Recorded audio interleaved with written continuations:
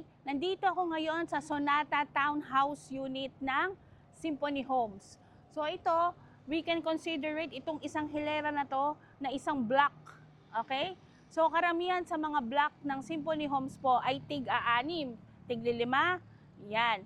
So meron din pong mga rare na mga block na tig-3. Okay? So ito po yung block.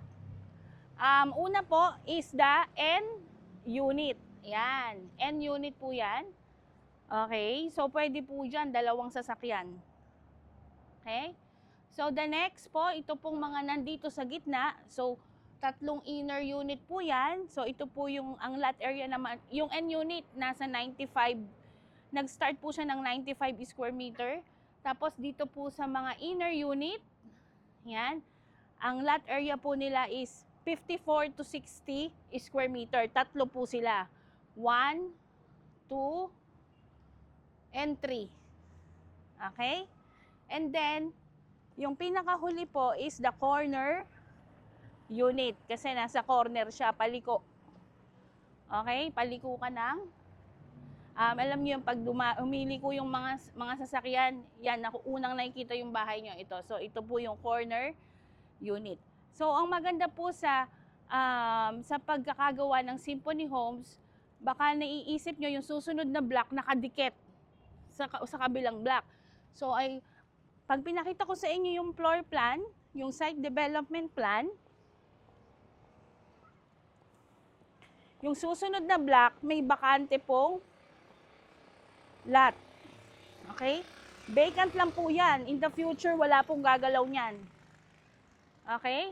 Kung magkakaroon yung mga blocks na nakikita nyo sa floor plan or sa site development plan, yung susunod na block po, dito na. Dito na yan. So, you have this privacy. Tapos, vacant lang po siya. So, huwag kayong mag-worry na baka maingay, ganyan-ganyan. Parang nag-share kayo ng wall. Hindi po. Bukod-bukod siya. Okay? Ayan. So, vacant po itong space na to. Yan. Tapos yung susunod na block, dito sa mga bamboo. Okay? Yan. So, sa umaga, pwede rin kayong mag-jogging dito, pwede kayong dumaan dito. Pero syempre, sa Symphony Home, subdivision po yan, pwede rin po kayong mag-jogging dyan. So, that's the nice thing about this Symphony Homes. High-end po siya, na type of subdivision in province.